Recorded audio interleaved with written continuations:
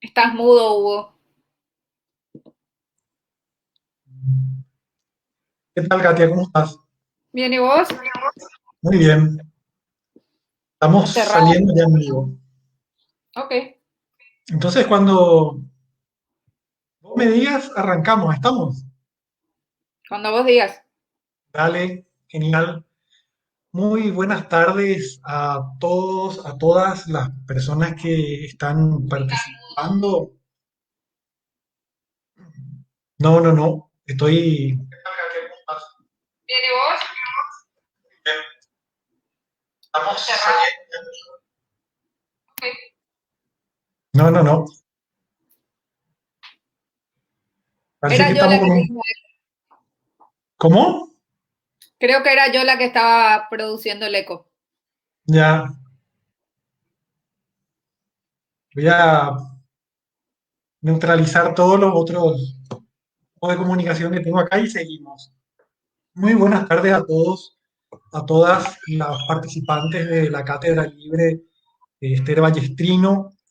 Hoy estamos arrancando el tercer módulo de la clase. El módulo de hoy tiene como docente a Katia Orostiaga y vamos a tratar sobre el tema local de protección. En los módulos anteriores estuvimos haciendo una mirada, como podrán recordar, en primer lugar del sistema de Naciones Unidas con Line Vareiro, y después estuvimos en la clase anterior con Mario Barrios hablando del sistema interamericano, del sistema regional de protección de derechos humanos. Hoy vamos a hablar del sistema local, del sistema constitucional paraguayo de protección de derechos humanos, y para ello le tenemos como facilitadora, como docente a Katia Borteada, a quien en un momento más le voy a presentar con su hoja de vida. Nomás hacer, digamos, la introducción de siempre, la introducción protocolar, que la Cátedra Libre de Ballestino es una iniciativa conjunta de la CODEUPI, el Centro de Documentación y Estudios y la Facultad de Ciencias Sociales de la Universidad Nacional de Asunción. Cuenta este proyecto con el apoyo de la Unión Europea y Diaconía América Latina. Además, yo quiero agradecer hoy muy particularmente a la gente que está en el backstage, la gente que ve la transmisión por el Facebook Live, ve ya una transmisión limpia, sin problemas, con unos zócalos ahí espectaculares que salen. Todo eso es equipo, es trabajo de un equipo de gente que está detrás manejando esto. Yo prácticamente estoy de adorno acá, acompañándole a la docente o al docente para que no se quede solo. Ese equipo está Alex Lauro, está Sole Aquino, estuvo Flavia Borja hasta hace un tiempo, está Carolina Tide y Edilberto Álvarez. Se encarga de resolver todos los problemas técnicos y hace que, digamos, nos anticipemos a los problemas técnicos como para que la transmisión no se corte. Este espacio de la Cátedra Libre que rinde homenaje a Esther Ballestrino, la famosa luchadora de derechos humanos paraguaya que fundó la Asociación Madres de Plaza de Mayo, quiere ser un espacio de formación y discusión que busque aportar a la construcción de ciudadanía y democracia a partir de la experiencia de las organizaciones y la extensión universitaria. Mediante este proyecto lo que queremos hacer es abrir las aulas de la universidad a personas que no están haciendo una carrera.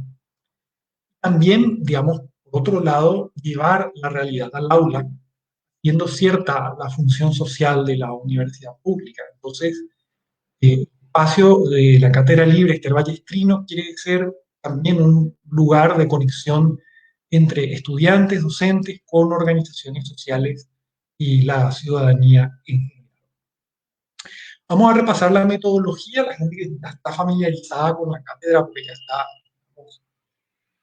participando de la tercera clase consecutiva, me va a perdonar, pero vamos a repasar. Vamos a tener una hora y media de facilitación de la docente, 90 minutos. Preguntas, ya saben, se pueden escribir en los comentarios del Facebook. Ese es el lugar donde se reciben las preguntas. Ya preguntas que sean como muy fáciles de responder, porque se trate de datos duros, por ejemplo, qué sé yo, que pregunte dónde puedo conseguir online la Constitución vaya, ¿verdad? Le vamos a contestar directamente como un comentario, como una respuesta al comentario que haya puesto. Eh, Aquellas preguntas que sean como para que la docente se explaye y profundice más o reflexione más, la vamos a, digamos, juntar con otras. Vamos a hacer una pausa, un receso de 10 minutos para ir al baño, para tomar agua y para que nos podamos ordenar un poco de tiempo nosotros también. Y a la vuelta de la pausa, a las 8, vamos a pasar a responder las preguntas y hacer la devolución. Durante el receso también se va a habilitar el listado de asistencia. El formulario de asistencia, como ustedes ya saben, pide datos personales y tiene una brevísima, una muy fácil evaluación que sirve para el control de atención y asistencia a la clase. Porque, como ustedes recordarán, este es un proceso que si bien es una cátedra libre, quiere ser un, digamos, quiere mantener un rigor de aula académica que termine con una certificación expedida por las instituciones que estamos convocando a las personas que hayan completado el número mínimo de clases. Entonces, es necesario cumplir con esta formalidad de hacer un control de... también, digamos, al término de la clase vamos a facilitar a las personas una lectura adicional. Ahora, cuando sea la pausa y me toque recordar otra vez esta cuestión de la lista de asistencia, tengo que recordar que hay un pedido que le tenemos que hacer a las personas que coloquen bien sus direcciones de correo electrónico en el formulario, porque las últimas clases mucha gente colocó muy mal y rebotaron todos los correos que habíamos enviado, entonces es necesario que pongan, que se tomen su tiempo en completar los datos que le piden, no es un formulario largo, tómense su tiempo para responder bien las preguntas también, completen bien los datos personales, sobre todo de la dirección de correo electrónico. Entonces, sin más, yo paso a presentarle a Katia. Nuestra docente hoy es abogada, es máster en Derechos Fundamentales por la Universidad Carlos III de Madrid, es maestra y doctora en investigación en ciencias sociales por la Flaxo México. Formó y forma parte de varias organizaciones de derechos humanos, entre ellas CLADEN y CODEOPI. CLADEN es el Comité para América Latina de los Derechos de la Mujer. Forma parte asimismo de la ACIP, la Asociación de Ciencias Políticas del Paraguay, la red de politólogas, y es miembro del Consejo Editor de la revista Legislativa. Katia, vos, mucho, yo creo que ya estudiaste demasiado, así que va siendo hora que vuelvas todo eso que aprendiste y nos enseñes un poco. Quiero hablar también de tu tema de tesis y de doctorado, pero yo me imagino que vas a tocar algo de eso en la clase de hoy, ¿verdad? No sé, si surge, sí. Si surge, sí, dale, Tatia, te La de escuchamos maestría entonces. más bien. La clase es tuya. Ok. Bueno, antes de comenzar, quiero agradecerle a Hugo y en la persona de Hugo, a todo el equipo técnico que está apoyando. También quiero agradecer a la CODEUPI y a las demás organizaciones que apoyan esta Cátedra Libre de Derechos Humanos Esther Ballestrino. En lo personal es un placer y un honor volver a colaborar con CODEUPI. Hacía tiempo que no lo hacía. Bueno, hacía tiempo que estaba fuera de Paraguay, entonces era complicado. Y la verdad que estoy muy, muy contenta de poder compartir con ustedes esto. Confieso de entrada que estoy un poco nerviosa porque hace rato que no estoy dando clases de derechos humanos. Últimamente estoy más orientada hacia la ciencia política, a pesar de que di muchos años clases de derechos humanos, entonces estoy así como un poco emocionada y ansiosa. Y bueno, comenzamos. Quiero compartir con ustedes una presentación que preparé, que hoy ya estuvimos probando a ver si sale bien.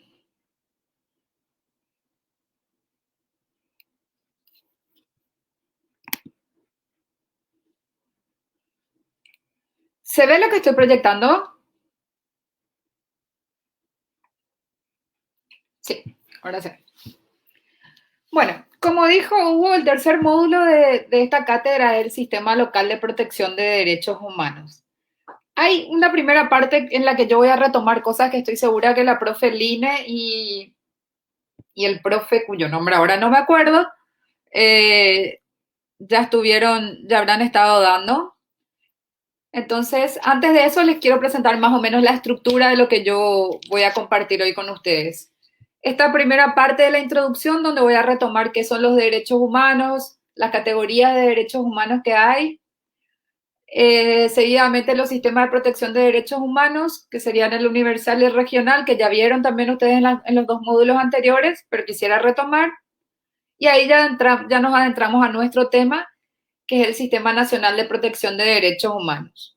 En este sentido vamos a repasar un par de normas constitucionales que a mí me parecen importantes y después ya pasamos a hablar de las garantías constitucionales y acá hay una parte que no está escrita, pero que también vamos a hablar de la Defensoría de Derechos Humanos en particular. Estoy compartiendo una presentación errada, denme un segundo, por favor.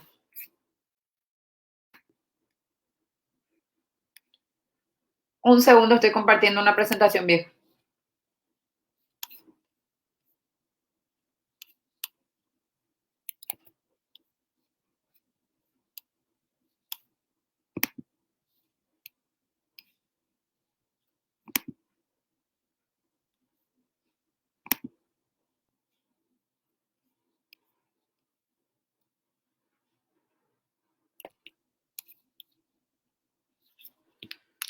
Les pido 5 minutos de receso, porfa, porque tuve un problema yo con mi presentación. ¿Puede ser?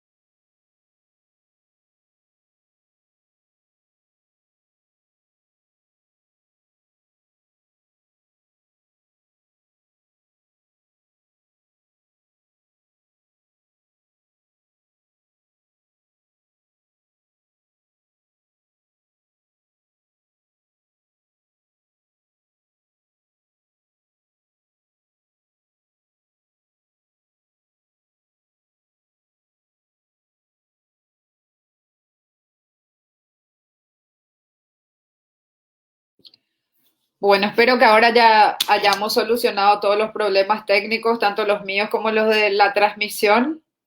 Les pido disculpas por la demora. Lo que pasa es que el PowerPoint cambié muchas veces y sin darme cuenta envié el anterior.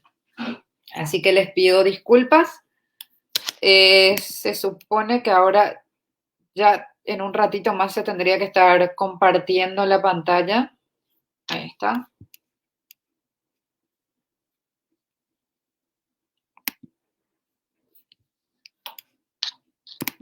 ¿Se ve bien la pantalla? ¿Se ve bien el PowerPoint?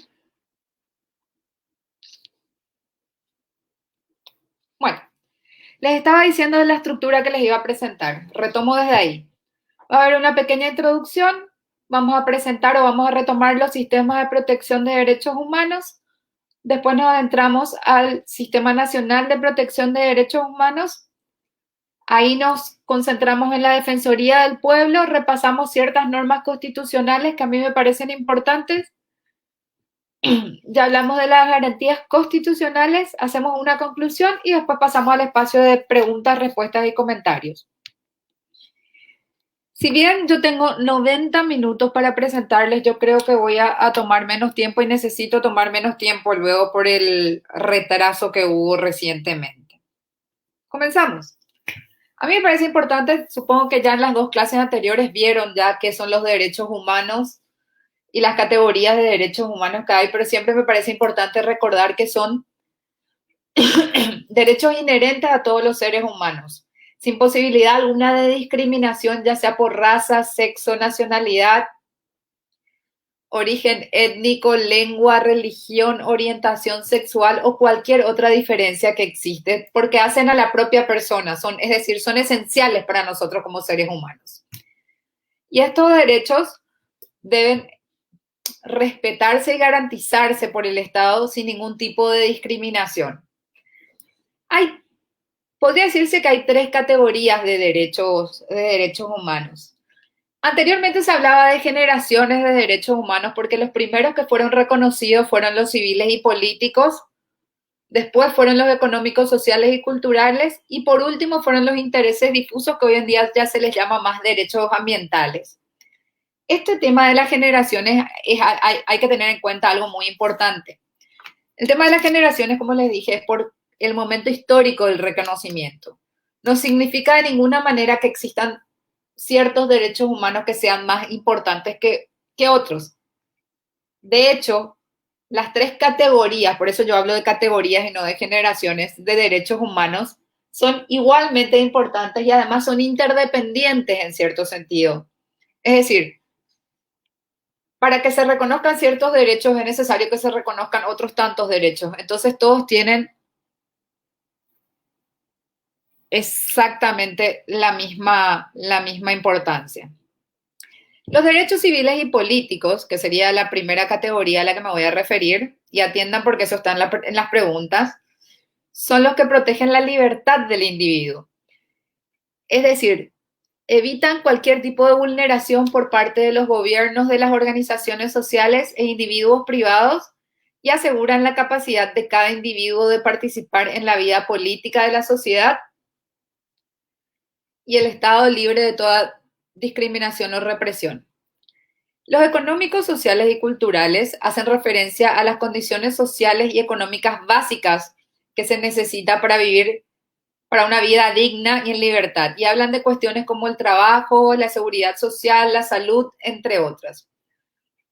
Finalmente están los intereses difusos, que anteriormente se hablaba de que estos intereses se llaman así porque necesitan el concurso de más de un Estado o de más de una organización del Estado para su cumplimiento. Por ejemplo, son los derechos a la defensa del ambiente, la integridad del hábitat, la salubridad pública, el acervo cultural, entre otros.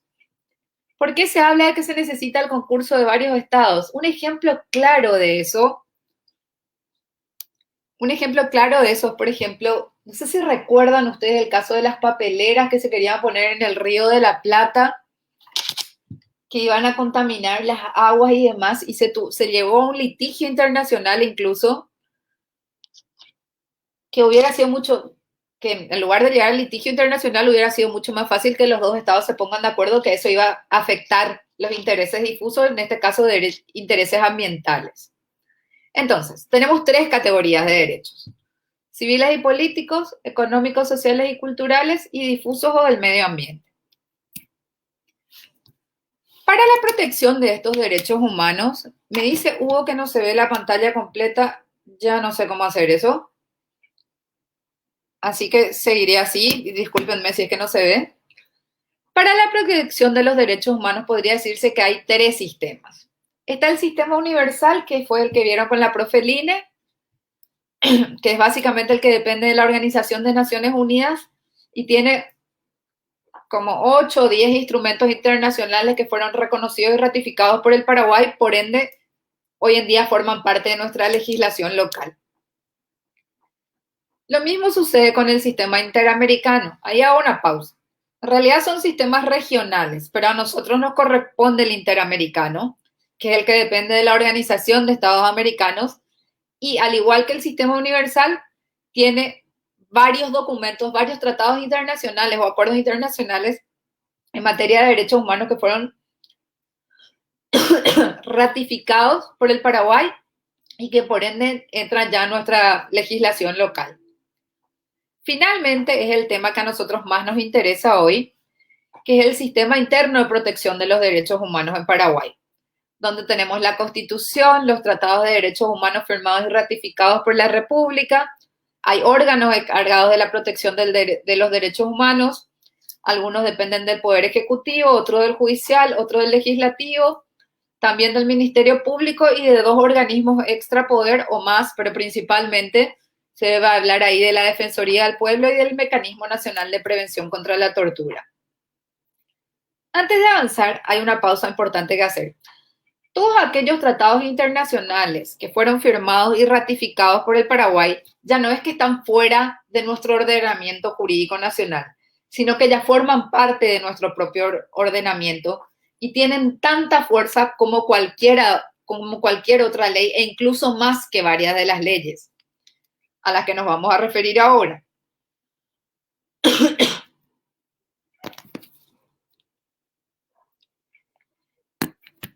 El Sistema Nacional de Protección de Derechos Humanos nació a nivel Paraguay, como les dije, tiene varios organismos que se encargan de la protección. En primer lugar está el Poder Ejecutivo, específicamente los ministerios o las carteras que forman parte del Poder Ejecutivo. Hasta la última revisión que yo hice, hay 5 organismos del Estado, 5 carteras ministeriales que tienen organismos o direcciones especiales dedicadas a los derechos humanos.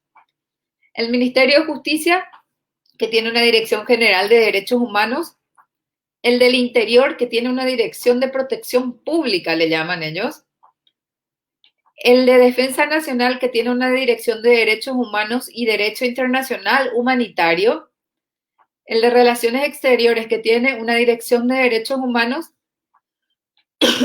y el de la Función Pública, que tiene una Dirección General de Derechos Humanos.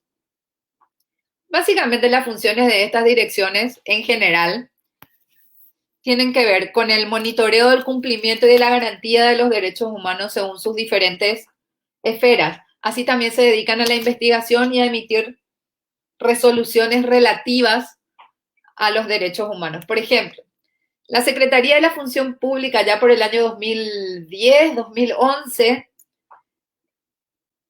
emitió una normativa referida a la inclusión de las personas con discapacidad en la administración pública, donde establecía que cada organismo, cada ministerio del Estado tenía que tener por lo menos, Hugo, corregime ahí si estoy confundida, un 5% de funcionarios con discapacidad. Y eso tenía que ir aumentando progresivamente. Eso, para dar un ejemplo de lo que hacen todos, se monitoreaba constantemente para ver cuántos funcionarios públicos con discapacidad tenían estos organismos del Estado. En caso de que no cumplan, se les hacía una llamada de atención. En ese momento todavía no se había logrado establecer una sanción específica, no sé a la fecha.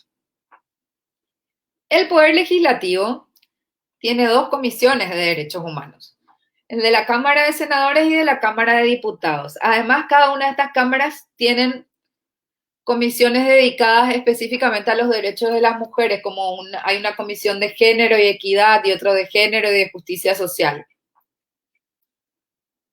¿Qué hacen estas comisiones? Básicamente tienen que revisar que las leyes que se emitan, sobre todo en materia de derechos humanos, cumplan con los acuerdos internacionales que fueron ratificados por Paraguay y que cumplan con las disposiciones de la Constitución Nacional. El Poder Judicial, por su parte, además de tener que cumplir en las sentencias con las normativas nacionales e internacionales de derechos humanos, tiene direcciones específicas dedicadas a eso. La primera es la Dirección de Derechos Humanos de la Corte Suprema de Justicia, que tiene sobre todo un área de investigación muy interesante y de recomendaciones muy importante, donde se pueden presentar incluso reclamos.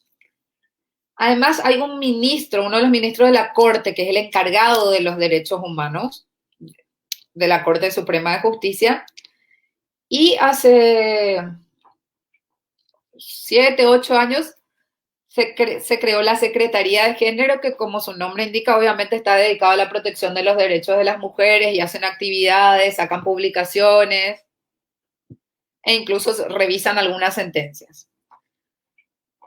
El cuarto órgano del Estado que está encargado de la protección de derechos humanos es el Departamento de Derechos Humanos del Ministerio Público, que tiene a su vez una dirección de derechos humanos.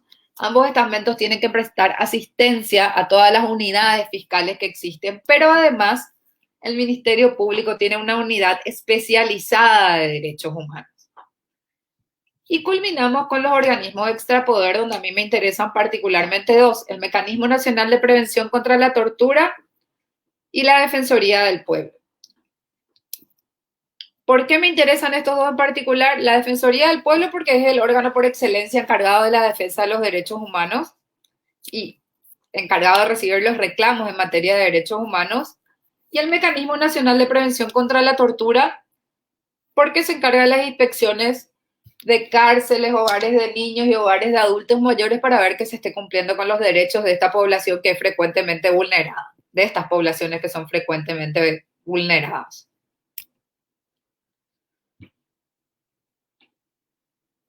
Para comenzar, yo quiero hablar de la Defensoría del Pueblo. ¿Qué es la Defensoría del Pueblo? Se le conoce internacionalmente también como Defensoría de los Derechos Ciudadanos, como Ombudsman, y tiene otros nombres. Acá en Paraguay se optó por ese nombre en la Constitución de 1992, cuando fue creada, y como dice la propia Constitución, es para la defensa de los derechos humanos y la canalización de los reclamos populares. Entre sus deberes y atribuciones, yo considero que las más importantes son recibir e investigar las denuncias sobre violaciones de derechos humanos, emitir censura pública por actor o comportamientos contrarios a los derechos humanos y elaborar y divulgar informes sobre la situación de los derechos humanos que requieran pronta atención. La Defensoría del Pueblo en nuestro imaginario suena mucho porque es donde se hacen los reclamos a todas las violaciones que se hicieron, violaciones de derechos humanos que se hicieron durante la época de la dictadura astronista, y es particularmente la que está encargada o es la que recibe los reclamos de las víctimas de la dictadura para recibir la reparación, no solamente económica, que sí existe una reparación económica, pero también las disculpas públicas por parte del Estado u otras situaciones similares. ¿Quién es el defensor o la defensora del pueblo? Se considera que es un comisionado parlamentario que tiene funciones dedicadas a la defensa de los derechos humanos. ¿Cómo se nombra? El Senado propone una terna y tiene que ser aprobada una persona por la mayoría de 2/3 de la Cámara de Diputados. Es decir, existe un doble mecanismo para el nombramiento del defensor del pueblo. El término de su mandato es de 5 años, que tiene que ser coincidente con el periodo del Congreso, cosa que habitualmente no se cumple, y además puede ser reelecto. Para removerlo del cargo, basta con el cumplimiento del término establecido en la teoría porque no se suele cumplir y además que exista mal desempeño de sus funciones. Cuando hay mal desempeño de sus funciones, la manera de destituir al defensor o a la defensora del pueblo es a través de un juicio político. No se le puede despedir nomás o sacarle nomás del cargo, sino que tiene que haber un juicio político y si mal no recuerdo en el 2015 creo que el defensor del pueblo fue enjuiciado políticamente. Corríjanme porque puedo estar confundida con los hechos históricos. Les dije que también quería hablar de la normativa constitucional. Para mí hay tres normas importantes para entender los derechos humanos dentro del marco legislativo nacional. La primera es la supremacía de la Constitución, que tiene que ver con el orden de prelación de las normas. Según el artículo 137 de la Constitución, la norma más importante del país es la Constitución Nacional, claramente. Luego vienen los tratados, convenios y acuerdos internacionales que hayan sido aprobados y ratificados por el Paraguay. Después vienen las leyes dictadas por el Congreso y otras disposiciones de menor jerarquía. Y como les dije ya reiteradamente, todas estas integran el derecho positivo nacional en el orden de prelación enunciado. ¿Qué es el derecho positivo nacional? Es el que está aprobado, promulgado por el presidente. Si se fijan en lo que dice ahí, si es que se está viendo todavía, se ve que los tratados están incluso antes que las leyes. ¿Esto qué quiere decir?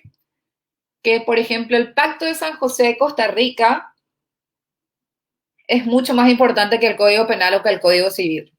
Si hay una contradicción entre el Pacto de San José de Costa Rica y el Código Penal, dado que el pacto es más importante en el orden de prelación, o primero en el orden de prelación, los jueces, los magistrados, a la hora de emitir su sentencia, tienen que atenerse a lo que dice el pacto, más que a lo que dice la normativa nacional, el resto de la normativa nacional. Ese es uno de los problemas grandes que nosotros tenemos en Paraguay, porque la mayoría de los magistrados, y si hay alguno que esté escuchando esto, les pido disculpas de antemano, por un lado no conocen los pactos internacionales y cuando conocen no quieren aplicarlos porque prefieren aplicar las normas nacionales. ¿Cuál es el motivo que prefieren aplicar las normas nacionales? Es decir, los códigos, por ejemplo, realmente que yo no sé, yo creo que es como una reticencia particular a los acuerdos internacionales en materia de derechos humanos. No obstante, para paliar ese déficit, a ver, hay magistrados que sí lo aplican, ¿verdad? Pero para paliar el déficit de los magistrados que no se aplican, tanto la Corte como varias organizaciones como CLADEM, CODEUPI, el INESIP han dado cursos específicos para magistrados, sobre todo en materia de derechos de las mujeres, que es donde generalmente se ve la resistencia de la aplicación de los tratados internacionales. Ahí claramente sí es claro, el motivo es bastante traslúcido, ¿verdad? Pero no es el punto ahora hablar de patriarcado, machismo y ese tipo de cosas que existen en Paraguay, pero sí hay muchos magistrados y se ven las sentencias que todavía se resisten a aplicar ciertos convenios debido a eso. Otro, o sea, leer el artículo 137 sin mirar el 142 no tiene mucho sentido. ¿Por qué? Porque el 142 establece que la denuncia de tratados, es decir, la denuncia de tratados quiere decir apartarse del tratado o renunciar a formar parte de ese tratado. Cuando se tratan de tratados en materia de derechos humanos, no pueden hacerse así nomás, sino que se tienen que hacer por los procedimientos que rigen para la enmienda constitucional.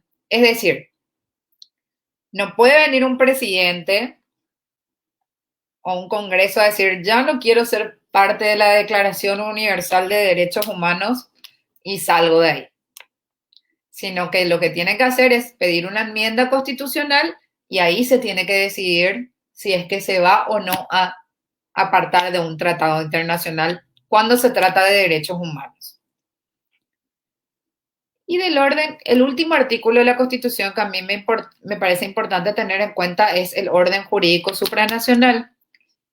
Yo supongo que ya habrán visto en los dos módulos anteriores que cada órgano tiene su propia corte, por decirlo de alguna manera. Sí, son cortes. Las Naciones Unidas, por ejemplo, tiene la Corte Penal Internacional, a donde se pueden hacer los reclamos en materia de derechos humanos. Y la OEA tiene la Comisión Interamericana de Derechos Humanos, donde uno presenta el reclamo por violación de derechos humanos y si eso es admitido pasa a la Corte IDH, es decir, a la Corte Interamericana de Derechos Humanos. Estos organismos se consideran organismos supranacionales, es decir, están por encima de nuestro propio sistema jurídico. Y la República del Paraguay, en condiciones de igualdad con otros estados, admite ese orden para garantizar la vigencia de los derechos humanos, de la paz, de la justicia, de la cooperación y el desarrollo. Ahora, para aceptarlos en su momento, se debía adoptar por mayoría absoluta de cada Cámara del Congreso. Nosotros ya aceptamos ambas jurisdicciones. Sobre este punto, hay una cuestión interesante. Habitualmente se dice que para poder recurrir a estos estamentos internacionales, uno tiene que agotar primero las vías locales. Es decir, a ver, por ejemplo, pensemos en el asesinato de Santiago Leguizamón. En teoría se tuvo que agotar primero todas las vías nacionales y cuando ya no, las vías locales, penales, civiles, etcétera, etcétera. Y cuando ya no hubo solución, ahí recién se podía recurrir a los estamentos internacionales. Así era anteriormente. Hoy en día ya no es tan así, porque se puede alegar que no hay posibilidad de justicia en el sistema local o en el sistema nacional de protección de derechos humanos, entonces se puede recurrir directamente a la Corte Interamericana, justificando, obviamente, que acá no se puede, aquí en Paraguay no hay posibilidad de justicia, entonces se puede recurrir directamente a la Comisión Interamericana de Derechos Humanos. A la Comisión Interamericana se puede recurrir tanto personas individuales como grupos de organizaciones. No hace falta que, insisto, no hace falta que se agoten las vías locales porque muchas veces se advirtió que en las vías locales, no solo de Paraguay, sino de varios países de América Latina, no había posibilidad de justicia alguna, entonces se recurrió directamente en varias ocasiones la comisión aceptó el caso y derivó a la Corte Interamericana. Las garantías constitucionales, que serían ya nuestro último tema, y estoy bien en tiempo, me parece. Tenemos las garantías constitucionales son vías que establece la propia Constitución para garantizar o para, estoy buscando un sinónimo de garantizar, para obligarse o para asistir a la ciudadanía para que se cumplan los derechos humanos, no solo los derechos humanos, pero en particular los derechos constitucionales, en particular los derechos humanos. En la Constitución se hablan específicamente de 4 garantías constitucionales: la inconstitucionalidad, el habeas data, el habeas corpus y el amparo. Yo le agrego acá la defensa de los intereses difusos, que si bien no está establecido como una garantía constitucional, les voy a explicar después por qué. Incluyo acá. Vamos primero a tratar la inconstitucionalidad. Cuando una norma es inconstitucional, cuando tiene una disposición que contradice lo que dice la propia Constitución. Es decir, es un vicio que tiene una norma jurídica o bien una resolución judicial, una sentencia, un auto interlocutorio o cualquier otra resolución que viola la propia Constitución. Entonces, ¿qué se hace? Se presenta una acción o una excepción de inconstitucionalidad y cuando se trata de una ley la que se está buscando la inconstitucionalidad, se establece la inaplicabilidad en el caso concreto y cuando es una resolución es la nulidad. ¿Cuál es la diferencia que hay? Porque es solo para el caso concreto. Porque la acción de inconstitucionalidad no tiene un efecto erga omnes, es decir, no es para todos, sino es para la persona que presentó la inconstitucionalidad. Es decir, que si yo presento una inconstitucionalidad contra una determinada ley, esa ley va a ser inaplicable para mí nomás. Para el resto de ustedes no va a ser inaplicable hasta tanto presenten ustedes su propia inconstitucionalidad. En el caso de la resolución judicial es diferente, porque se anula directamente la resolución. judicial. La otra garantía constitucional es el habeas corpus. Habeas corpus es una garantía que se da en amparo de los derechos que constituyen el derecho fundamental de la libertad. ¿Qué quiere decir habeas corpus? Tráeme tu cuerpo, es decir, tráeme el cuerpo de la persona que está privada de su libertad. Hay tres tipos de habeas corpus, se reconocen tres tipos. El preventivo, el reparador y el genérico. El preventivo que se presenta cuando una persona está en peligro inminente de ser ilegalmente privada de su libertad. Es decir, no hace falta que la persona ya esté en la cárcel, haya sido secuestrada o nada por el estilo, sino esa persona se siente en peligro de ser privada de su derecho a la libertad, entonces puede presentar un habeas corpus. El reparador es cuando la persona ya fue ilegalmente privada de su libertad. Y el genérico es para situaciones que tienen que ver con las libertades que no están contempladas en los casos anteriores. La tercera garantía constitucional que es importante tener en cuenta es el habeas data. El habeas data es aquella que se establece que garantiza que toda persona pueda acceder a la información que existe sobre sí misma o sobre sus bienes de manera rápida y de forma gratuita, ya sea que estén contenidas en base de datos, registros públicos o privados, para que en caso necesario dicha información pueda ser actualizada, rectificada o enmendada. El habeas data, si bien de repente parece que no tiene mucho sentido, sirvió muchísimo cuando se descubrió el archivo del terror o archivo del horror, es decir, todos aquellos documentos que se produjeron durante la época de la dictadura, porque había mucha gente que no sabía realmente cómo estaba o que sabía que había sido perseguida, apresada, además, pero nunca tuvo el argumento o el sustento para saber por qué. Entonces se presentaron muchas habeas data para conseguir eso. Pero también para nosotros que somos privados y que muchos de nosotros ya no vivimos la época de la dictadura, nos sirve, por ejemplo, para el fantástico Infoconf, que muchas veces pone cosas totalmente raras. Entonces podemos pedir una habeas data en contra de Infoconf para pedir que se actualice la información, se rectifique o incluso se elimine.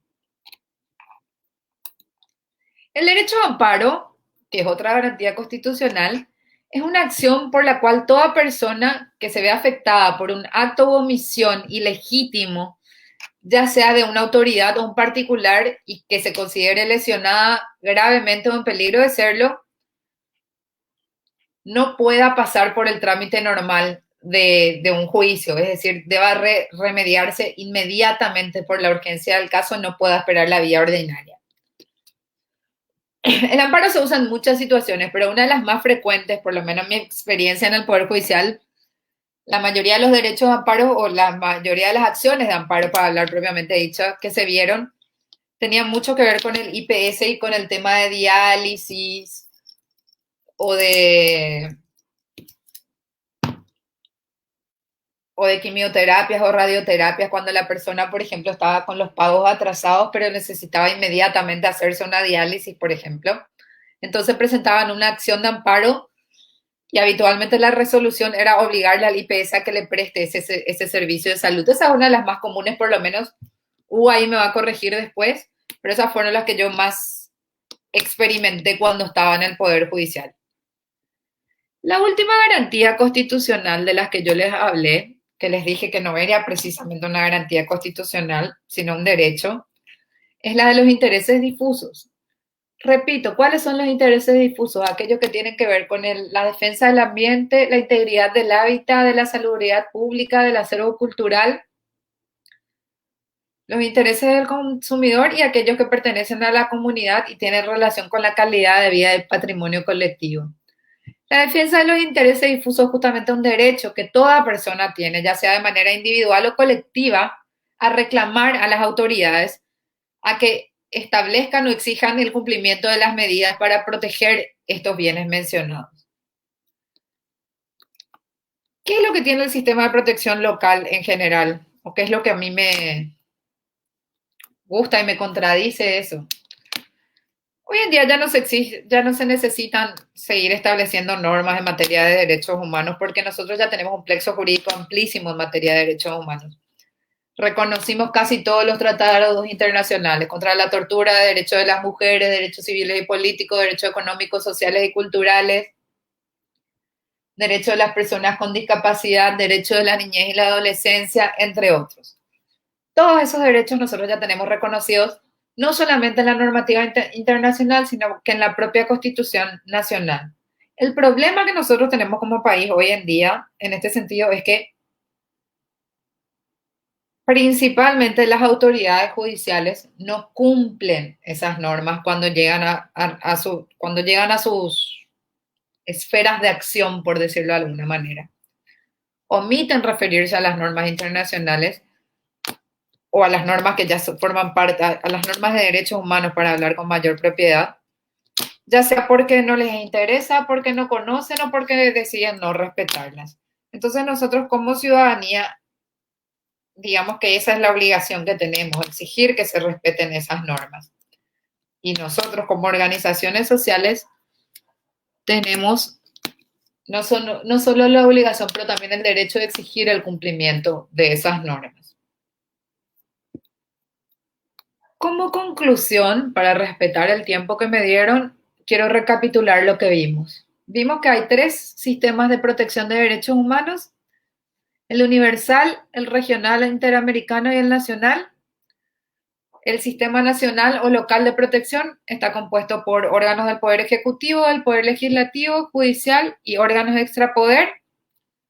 Y tenemos cinco garantías constitucionales: la inconstitucionalidad, el habeas corpus, el habeas data y el amparo, además de los intereses difusos.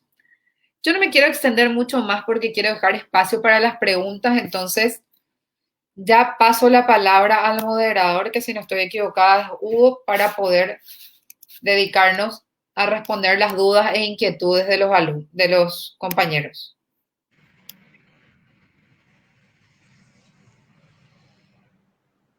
Ya, perfecto. Tenemos bastante tiempo todavía, así que podemos continuar después de la ronda de preguntas. Así que, o sea, podemos, además de responder las preguntas, profundizar algunas cuestiones que consideres que podamos profundizar más. Eh, no sé si el equipo técnico nos da una mano con irnos a pausa. Vamos a hacer la aclaración nuevamente que la lista de asistencia va a estar puesta como un comentario destacado. Entonces, busquen en la sección de comentarios, como un comentario destacado va a estar el link para entrar y registrar los datos de asistencia y contestar las preguntas de, de la docente de hoy, las preguntas de control. Y a vuelta vamos a eh, hacer la respuesta a la ronda de preguntas y a profundizar en algunos temas que nos parezcan que requieren un poco de mayor refuerzo. Entonces, compas del equipo técnico, podemos ir a pausa.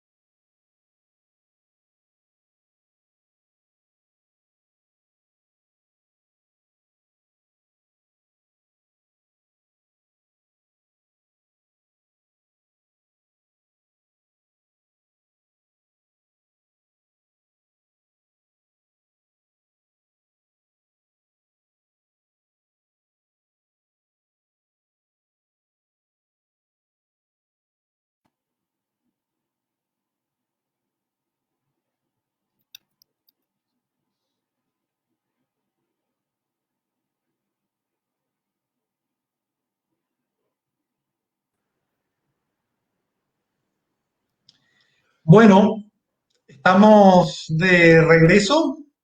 Ahora vamos a pasar con las preguntas. Tenemos un total de 6 preguntas que nos hacen los participantes. Eh, Arrancamos con la primera, Katia. Dale, Vamos. te escucho. María Julia Garcetti, que es profe en la Faxo, nos pregunta, o sea, te pregunta en concreto si podés dar ejemplos sobre el tercer tema, este de la defensa de los intereses difusos. ¿En qué caso se aplica? Sería la pregunta. Hola María Julia. Eh, a mí hay un ejemplo que me gusta mucho, que tiene que ver con la desviación del río Pilcomayo. No sé si ustedes se acuerdan que hubo ciertos ganaderos o gente del agro que decidió desviar el río Pilcomayo para usarlo para el riego de sus propias tierras. Eso, por ejemplo, es un interés difuso porque afecta el derecho al medio ambiente y a un ambiente saludable. Entonces, ¿cómo se podría haber hecho eso? ¿Cómo se podría haber evitado? A través del concurso entre los gobiernos argentinos y el gobierno paraguayo para volver el río a su curso. Eso es un ejemplo de interés difuso. Otro fue el que yo les comenté de las papeleras que se pusieron en el río de la Plata. Otro podría ser, a ver, si nosotros ponemos en el borde con Brasil, bueno, más probable que Brasil lo haga que nosotros, alguna industria que emite muchos humos o tira sus desechos al río, se puede reclamar a través también de la garantía de los derechos difusos.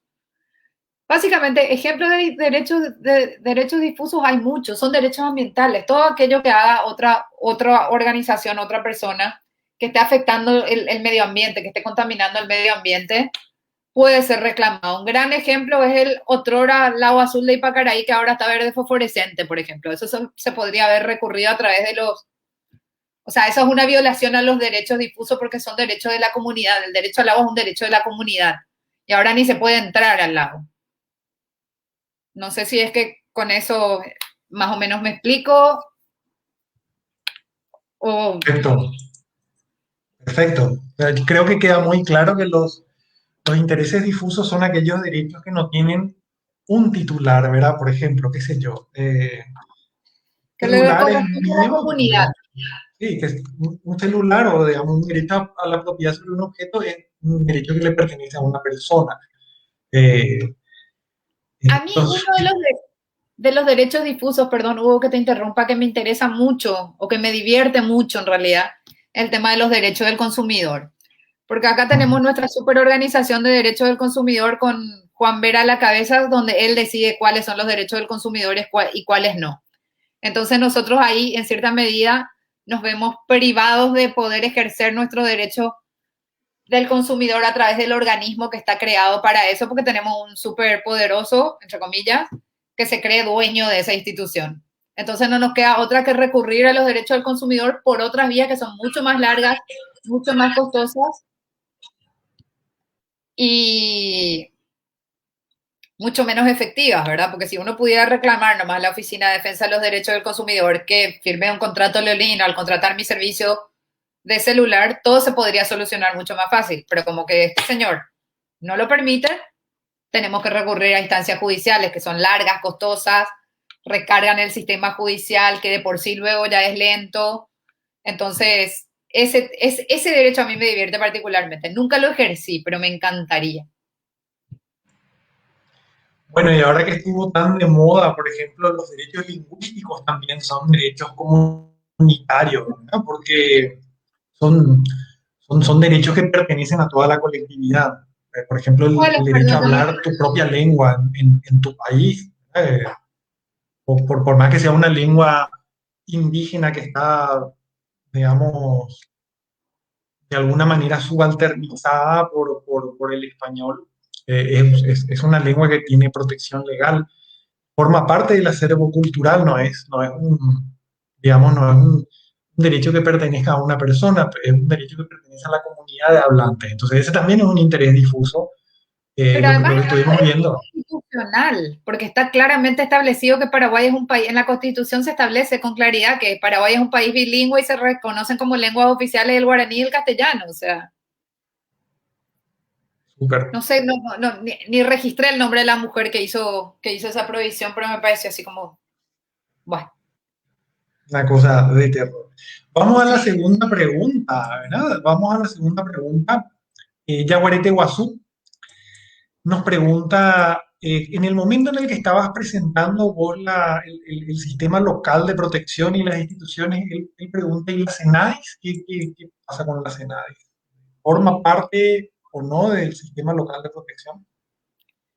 Yaguareté, Guazú. En realidad tenés razón. Yo me refería a ciertos organismos, a ciertas carteras del Poder Ejecutivo de manera de ejemplo, no taxativamente, porque si vamos a hablar del sistema de protección de derechos humanos, tenemos que incluir a la CENADI, claramente, al Ministerio de la Niñez y la Adolescencia, al Ministerio de la Mujer, al Ministerio del Trabajo, a ver qué más, de qué más me estoy olvidando.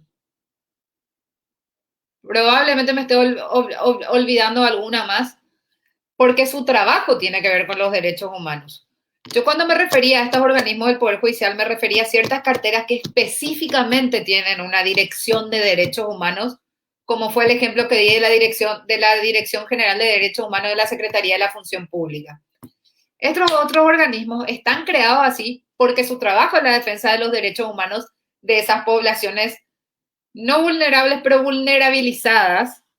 Entonces, sí, tenés toda la razón. La CENADIS también forma parte del sistema de protección de derechos humanos. De hecho, todos estos organismos que tienen por objeto proteger los derechos humanos y aquellos que tienen sus propias dependencias en materia de derechos humanos, se supone que se reúnen en una comisión ad hoc cada tanto. Yo no me he enterado de esas reuniones, nunca, pero se supone que se reúnen cada tanto con temas específicos. Ahora se están viendo más porque casi todas estas integran el sistema de protección social que se lanzó el año pasado y que se supone que va a ir avanzando. Pero sí, tenés razón y pido disculpas por haberme olvidado eso.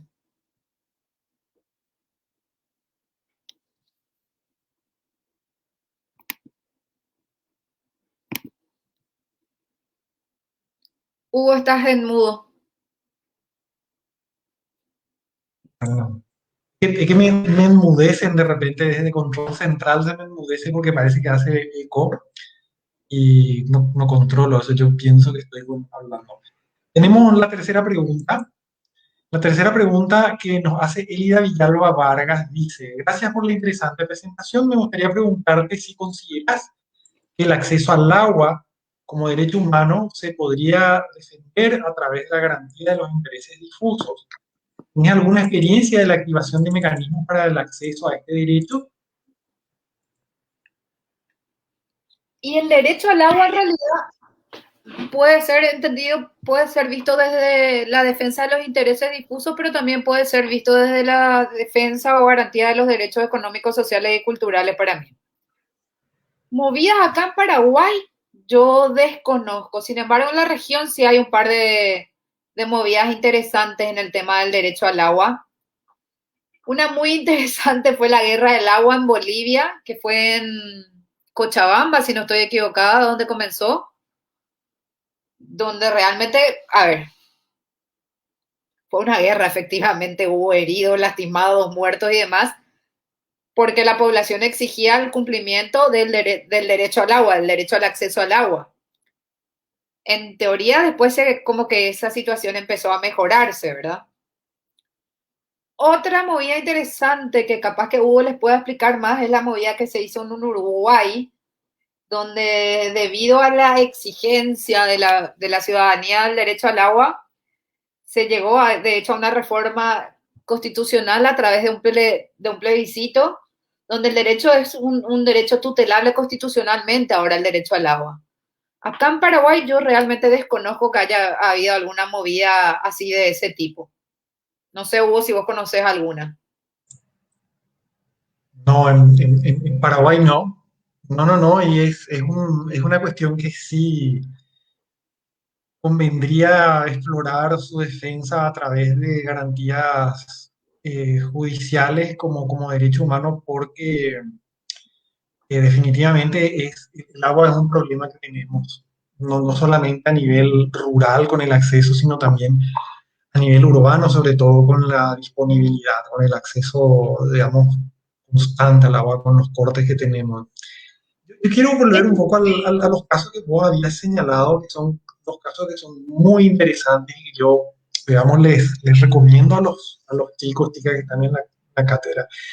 Exploren, ¿verdad? Que exploren un poco googleando las dos experiencias, la experiencia boliviana y la uruguaya de cómo conquistaron, en un caso, cómo defendieron el derecho al agua, y en el caso boliviano, de la privatización, y en el Ujú. caso uruguayo, ellos constitucionalizaron el derecho al agua.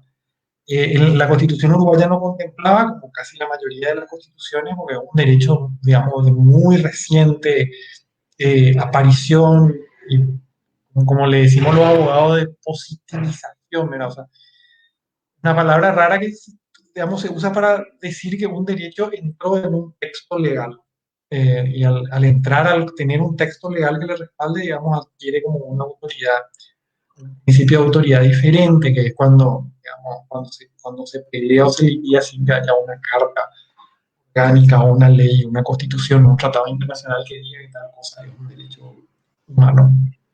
Me quedé pensando en el tema de los intereses difusos, escucho el eco y creo que es tu Facebook, Hugo. Eh, No sé, no creo.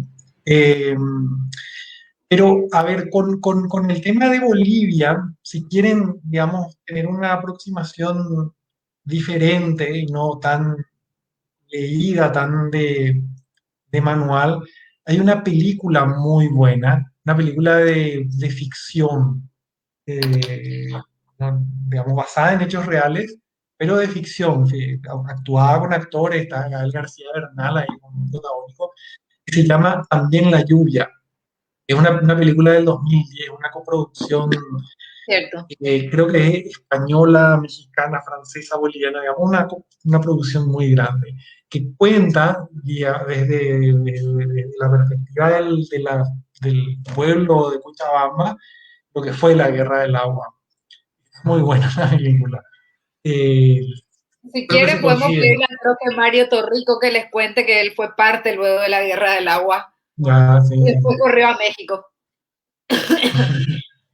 Entonces tenemos esas dos experiencias que yo les aliento, si quieren profundizar, busquen, googleen y bueno, con el caso boliviano hay una película que es muy buena también, La lluvia, Yo creo que en México también hay un par de experiencias que tienen que ver con el derecho al agua. Ahora no recuerdo con certeza. específicamente qué, pero hay experiencia de lucha por el agua y también muchas cosas de intereses difusos que tienen que ver, por ejemplo, con las mineras y ese tipo de cosas que también hacen parte del derecho al ambiente. Y ahí sí que fue, ahí sí que hay zonas que son terribles porque eliminaron a mansalva, a defensores de derechos humanos que trabajaban en contra de las mineras y demás.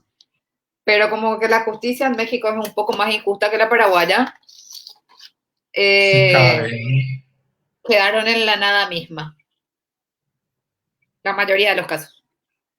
Súper. Vamos a la próxima pregunta. Laura Carolina Benítez Delgado pregunta, actualmente desde la Defensoría del Pueblo, ¿qué mecanismo se tiene para atender los casos referentes a las personas detenidas sin sentencia? Pregunta interesante, ¿verdad? A ver, lo primero que tenemos que decir de eso es que la superpoblación de nuestras cárceles tiene que ver sobre todo porque la justicia es muy lenta y le mandan a prisión preventiva a un montón de gente que podrían estar perfectamente en sus casas. Un ladrón de pollo no tiene peligro de fuga de ninguna manera y tiene que estar 2, 3, 5 años esperando su sentencia en la cárcel, lo que significa que principalmente Tacumbú está por explotar. No hace falta que les recuerde lo que pasó recientemente, que no tiene que ver con ladrones de pollo, pero de todas maneras.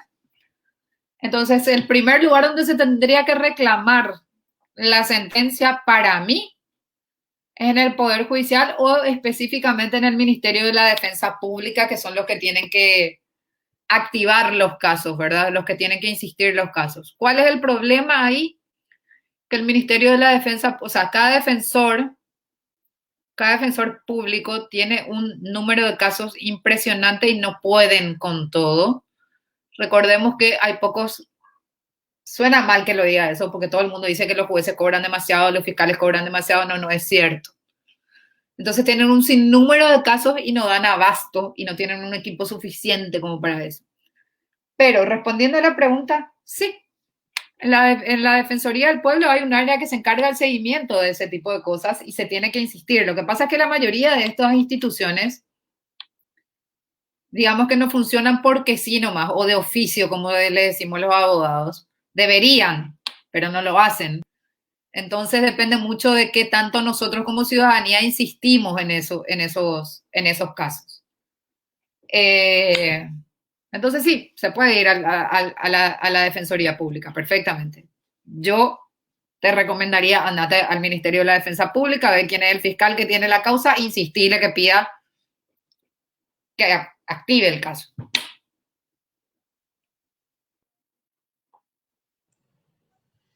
Súper.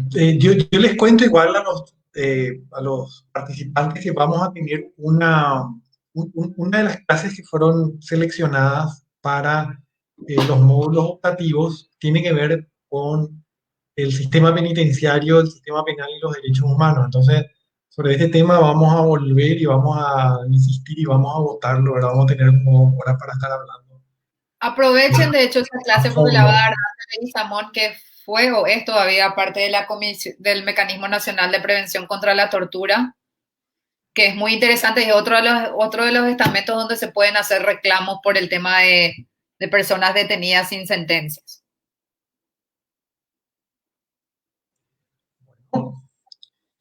Siguiente pregunta. Vuelvo a preguntar otra vez, Laura Carolina Benítez nos pregunta cuál es el rol del Ministerio de Justicia. ¿Tiene alguna vinculación con la Defensoría del Pueblo? En realidad, el Ministerio de Justicia no tiene una vinculación propiamente dicha con la Defensoría del Pueblo. El Ministerio de Justicia es una cartera del Poder Ejecutivo, es decir, forma parte del Poder, institucionalmente forma parte del Poder Ejecutivo y responde, entre comillas, al presidente, mientras que la Defensoría del Pueblo es un organismo extrapoder, es decir, es autónomo, no depende de ninguno de los poderes del Estado. Entonces, una vinculación propiamente dicha no tienen, son órganos completamente independientes. Ahora, se supone que el mecanismo de justicia también tiene que estar preocupado de ese tipo de cosas, sobre todo si se tiene en cuenta que el sistema penitenciario depende del Ministerio de Justicia, que tendría que estar preocupado por la superpoblación que tienen las cárceles y tendría que insistir la Defensoría, al Poder Judicial y a cuánto estamento haya para tratar de vaciar esas cárceles. Y la mejor manera de vaciar esas cárceles es sacando a la gente que está sin sentencia. No te digo un homicida, una persona acusada de homicidio o imputada por homicidio para hablar con propiedad, pero volvemos al tema de los ladrones de pollo, ladrones de panes. ¿Para qué están en la cárcel? Esa gente podría estar perfectamente afuera, pero no. Es más fácil que salga un imputado por homicidio con un buen abogado que una persona que robó un pan para darle de comer a sus hijos que no tiene dinero suficiente para pagar un abogado. Perdón, estoy un poco incendiada. El Ministerio de Justicia me molesta mucho. Tacumbú me molesta mucho. Yo que fui también funcionaria del Mecanismo Nacional de Prevención contra la Tortura y entré 200 veces a Tacumbú, a mí me desespera. Hablas con gente que está hace 5 años esperando su sentencia y no hicieron absolutamente nada que valga la pena, por decirlo de alguna manera, o que justifique que estén 5 años esperando una sentencia ya. Bueno, nada, me enoja, ese lugar me enoja. Bastián Mendoza nos vuelve sobre el tema del Imporcom, que yo creo que es un tema que le afecta a mucha gente. Es algo que creo que el ejemplo que vos pusiste es un ejemplo que es muy sentido por la perrada, sobre todo a la hora de buscar trabajo, ¿verdad? Gente que ve afectada su posibilidad de encontrar trabajo por un reporte negativo que tiene Inforconf y es algo que en principio no debería, digamos, tener como mucha relación tus deudas o tu situación financiera con tu idoneidad para un puesto laboral en el sector privado o público, ¿verdad? Entonces, Bastián Mendoza nos dice, cuando la profe habló sobre el caso de Inforconf, claramente violando el acceso al derecho al trabajo. Mi pregunta es, ¿cómo se procede con el habeas data? Entonces, una pregunta bien de abogada, Katia, así, cliente de Bastián Mendoza, si se plantea eso, ¿verdad? Entonces, Me estás mandando ¿qué 10 es lo años que hay que hacer? atrás. A ver, en InfoConf todos hemos aparecido. Yo aparecí en InfoConf porque tenía una deuda que yo ni sabía de 2.000 guaraníes con una telefónica cuando me desconecté. Cuando pido la conexión de un sistema de internet, resulta ser que mi deuda, que había comenzado como de 2.000 guaraníes, ya era como 300.000 por los intereses. Y yo ni estaba enterada que estaba en InfoConf. Pero cuando quise contratar este servicio, pidieron mi informe de InfoConf y me dijeron, no, no te podemos conectar. Yo, ¿por qué? Tenés una deuda de 2.000 con una... Tenés una deuda de 300.000 con una empresa telefónica. Yo, en ese entonces era Portable, ya ni existe, ¿verdad? Y yo, ¿por qué tengo una deuda de 300.000 con esa empresa? No tenía ni idea. Y había sido una deuda de 200, de 2.000 guaraníes o 3.000 guaraníes que con los intereses se infló a eso. Como que yo no tengo paciencia. Reconozco honestamente que yo le pedí prestado a mi papá los 300.000, pagué y me sacaron. Ahora, es cierto lo que dice Bastián, que ese tipo de informes nos afectan el acceso al derecho del trabajo. ¿Por qué? Porque generalmente, sobre todo las empresas privadas, cuando vos postulas a un puesto, piden tu reporte de Inforcom. Y si vos salís con un informe negativo, probablemente no te contraten. ¿Qué se hace? Se presenta una habeas data. Es decir, tenés que contratar un abogado, penosamente se nos necesita para eso, donde presenta una acción de habeas data pidiendo la rectificación de los datos y mostrando toda la documentación que vos tenés al respecto. El problema de la habeas data es que al no ser, por ejemplo, como la acción de amparo, que es rápida e inmediata, lleva su proceso judicial. No tanto como un proceso judicial normal, pero lleva su tiempo. ¿Qué más? ¿Qué se presenta más? ¿Qué más se presenta en el amparo? En el habeas data. Estoy tratando de acordarme, pero no. Hugo, si me ayudas vos con eso. Contratás a un abogado, pedís la rectificación de los datos, ¿no? Las documentales, ¿verdad? O sea, Claro. eso, tenés que presentar los documentos que prueban tu situación, ¿verdad? O sea, si es que, por ejemplo, qué sé yo, Inforcom me está diciendo que tenés una deuda que vos ya pagaste, una deuda que ya está Presentar cancelada, los recibos, los pero comprobantes de sigue pago. estando ahí. Presentar los recibos y en el escrito lo que tenés que hacer es un detalle como de la situación, de lo que te está pasando y solicitar la rectificación, o sea, una orden judicial para que, digamos, se rectifique esa mención equivocada que se está haciendo sobre tu deuda. Eh, básicamente eso, no, En lo pero personal, podríamos yo creo pensar que el, tendría que ser declarado ilegal Inforconf y se tendría que, no sé cómo se diría eso, destruir la empresa de alguna manera más pacífica, porque nos afecta a todo y además nunca están al día. Y no te avisan, que es lo peor, no te avisan cuando trabajas en Inforconf y eso tendrían que avisarte. O sea, es una violación de todos tus derechos de manera brutal.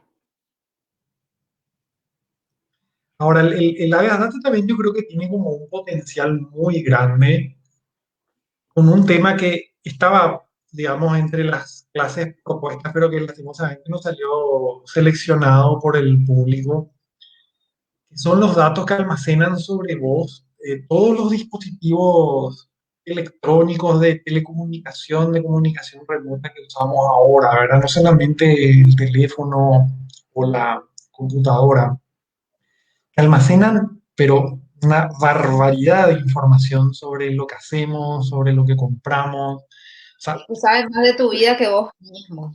estas cosas que cuenta la gente, ¿verdad? O sea, yo todos los días escucho anécdotas, pero a mí también me pasó, qué sé yo tuve esta mañana hablando contigo, Katia, sobre Cancún y me sale una publicidad sobre un vuelo barato a Cancún. Entonces, ¿cómo ocurre eso? Pero es claro, ¿verdad? O sea, eh, la información que dejamos, la huella digital que dejamos es brutal y esos datos son datos muy sensibles, pero además son datos muy valiosos porque permiten orientar la publicidad, son datos que se venden, son Yo no datos que sé si a tienen que vos ver te con nuestra pasa, vida pero privada. yo Entonces, recibo ahí al hay como día, un potencial muy grande para la granada también. yo recibo al día como 3 correos sobre viajes a nuevos destinos. Ah, claro, ¿verdad? Para la gente que no me conoce, a mí me gusta mucho viajar, entonces hablo mucho de eso y recibo 3 al día. O sea, ponerle que a ver, hace 356 días que estamos en pandemia, o más o menos, que yo no reviso pasajes a ningún lado. Igual sigo recibiendo, ¿entendés? Bueno, O sea, ¿cómo saben cómo? No. Es que eso que decir, las huellas que dejamos y cómo se venden las bases de datos como si nada. pero además de eso, están lo que se llaman los metadatos, ¿verdad? Que, por ejemplo, no es el contenido de tu comunicación, pero, digamos, está toda la información de con quién te comunicaste. Está la información de dónde estuviste, porque se puede establecer tu localización, a qué hora y en qué lugar, a partir de las antenas a través de las cuales vos te estuviste comunicando en tus llamadas telefónicas. Todo eso es digamos, es información súper privada, ¿entendés? ¿A qué hora estuviste y con quién, ¿verdad? Si es una cuestión absolutamente privada y sin embargo esa información está almacenada ahí, en la que se puede acceder eventualmente por motivos así de investigación criminal o por vigilancia masiva por parte del Estado. Son cuestiones que no están siendo controladas y no están siendo reguladas. Entonces, hay toda como una regulación que, que, que, que es súper nueva, ¿verdad? Sobre de quién es la propiedad de esos datos, cuál es la pertinencia de almacenar esos datos, quién tiene el derecho de disponer la destrucción definitiva de esos datos. Son todas discusiones que están dándose muy ahora, ¿verdad? Y que son discusiones muy interesantes donde estas instituciones como la Data, que fueron pensadas en función de un momento de la historia donde no existía esto, hoy día vamos, se reactualizan y tienen como otra, otra vigencia. Yo, Katia, quiero hacerte una pregunta para ir cerrando, sobre un tema que yo creo que vos manejás mejor que nadie en Paraguay en este momento, que Wow. tiene que ver un poco con el qué sentido tiene seguir eh, peleando los derechos y peleando los derechos y el Estado de Derecho según la Constitución, cuando quiero recordar una cosa, un artículo que escribió Mila Rivarola en el 2012, poco después del golpe de Estado de junio del 2012, el golpe de Estado parlamentario, Ruptura del contrato social. la ruptura del contrato social. Todos los días se viola la Constitución Nacional, ¿verdad? Yo creo que todos los días asistimos a formas diferentes de violencia institucional, de incumplimiento del Estado, de omisiones que hacen que la Constitución Nacional sea como una cuestión, digamos, un mero formalismo que está ahí para que justamente seamos un Estado democrático de derecho, pero que, digamos, en la práctica no se cumplen ni siquiera esas formalidades. Pero hay violaciones y violaciones. Y la violación de la Constitución Nacional que se hizo en junio del 2012, cuando se armó un juicio político que supuso la ruptura de un proceso democrático y supuso la ruptura del principio de alternancia, que es algo así como esencial en una democracia, y supuso un montón de otras cosas, es como una violación mayúscula de la Constitución Nacional. Es así como decir, digamos, esto ya era luego una joda, pero a partir de hoy, con esto que estamos haciendo, digamos, la joda ya está consolidada y esto conocemos como constitución en realidad no tiene valor alguno, porque lo que prima y lo que es aquí es otra cosa. Y el poder en este país se organiza de otra manera, y acá lo que vale es otra cosa. Entonces, la pregunta un poco es, después del 2012, en Paraguay, ¿qué sentido tiene seguir peleando dentro de la Constitución? ¿Qué significado, qué proyección, qué resonancia tiene para nuestras luchas ciudadanas hoy día seguir defendiendo la Constitución por sobre ese, digamos, por sobre esa ruptura del contrato social que se hizo en esa época? Y iba a salir el tema, ¿eh? Si no salía, si no surgía, le íbamos a provocar su surgimiento. ¿Te escuchamos, Katia? A ver, es complicada la pregunta. Yo parto de la siguiente situación y la siguiente aclaración que me pueden incluso tratar hasta de fascista por decir lo que voy a decir. Yo en principio soy institucionalista, yo creo en las instituciones y creo en el respeto a las instituciones. Y cuando hablo de instituciones, no me refiero al poder ejecutivo, al legislativo y al judicial, me refiero a las normas. Para poder convivir pacíficamente en sociedad es necesario el respeto a las normas. Ahora, cuando son estos propios poderes, que son, por ejemplo, el poder legislativo, que es uno de los garantes de la Constitución, no sé, hace pelotita y quema, prende fuego a la Constitución, yo no sé cuál sería ahí nuestra misión. Pero yo como ciudadana sí creo que nosotros tenemos el derecho, pero sobre todo la obligación de exigir el cumplimiento de esas normas. En junio del 2012 echaron por tierra un montón de cosas. Echaron por tierra un proceso histórico que llevó muchísimos años construir. Echaron por tierra un gobierno que con sus luces y sombras, para mí hasta ahora el mejor gobierno que tuvimos. Un gobierno que cambió el interlocutor del Estado cuando hasta el 2008 eran los empresarios y los latifundistas y demás. En el 2008, cuando asume Lugo, el interlocutor se cambia, empieza a ser la ciudadanía de a pie, los campesinos, los sin tierras, etcétera, etcétera. Entonces dio una cara diferente a la forma de gobernar. No te voy a decir que es el modo petista de gobernar, porque eso sería soñar, pero era una forma de gobierno completamente diferente y mucho más cercana a la ciudadanía, donde la ciudadanía, de hecho, sentía que tenía ese acceso a los órganos de poder, sentía que se le garantizaban sus derechos y que si por ahí no se les garantizaba, podían exigir que algo se iba a hacer. Sin embargo, por procesos varios, que a lo mejor sería demasiado largo de explicar, se llegó al tema del juicio político. Y hay varias cosas. Nosotros como país tenemos un vicio con los juicios políticos. En la tesis de doctorado que yo hice, yo analicé las 55 crisis políticas que hubo desde 1978 hasta el 2016. Después de Ecuador, nosotros somos el segundo país con más crisis política.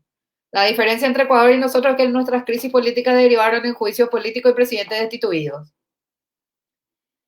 Entonces, yo creo que es como muy interesante, ¿verdad? Porque en los últimos años pasaron cosas, parecía que la ciudadanía estaba dormida y no hacía nada y dejaban que nos pisoteen todos los días. Y básicamente uno pedía, no era algo que nos roben tanto nomás. Pero de repente parece que la ciudadanía se despertó y empezó a echar senadores, diputados, etcétera, etcétera. Entonces yo creo que el compromiso de la gente está mucho más fortalecido, sobre todo por el cansancio de todo lo que se vino viviendo, ¿verdad? Entonces, no sé si estoy respondiendo a tu pregunta, Hugo, me estoy desviando, dispersando, porque es un proceso, a ver, yo efectivamente investigo crisis política, ese es mi tema de investigación. Y los juicios políticos en particular, aunque sean eso que le llamaron juicio político, ¿verdad? Que en realidad fue un golpe de Estado vestido con ropaje de juicio político. Si vamos a hablar en serio. Ahí, por ejemplo, se ve toda la violación de la Constitución Nacional. El artículo 14 entero se violó. Debido proceso, tiempo suficiente para la defensa. O sea, un juicio en Paraguay tarda 5 años y para defenderlo a un presidente le dieron 24 horas. Además de defender sobre qué, porque las causas que se pusieron en el nivel acusatorio en el libelo acusatorio, el bruto de Tuma lo que puso fue son todas de público conocimiento. Entonces es como, es porque no soy más abogada, porque me enoja. Es como, ¿cómo decirte? Sí, yo creo en la Constitución, sí creo que se tiene que respetar la Constitución, sí creo en todas las instituciones públicas, aunque estén actuando mal. Lo que creo que nosotros como ciudadanía tenemos la obligación de exigir que funcionen bien. Y cuando se hace un juicio político con un nivel acusatorio ridículo, tenemos que salir todos a la calle a defender la democracia. Si no tenemos democracia, no tiene ningún tipo de sentido seguir trabajando y luchando por el cumplimiento de los derechos humanos. Y al no tener democracia, no tenés derechos humanos, así nomás. Te estás riendo, Hugo, me incendié, ¿verdad? No, está súper genial tu respuesta.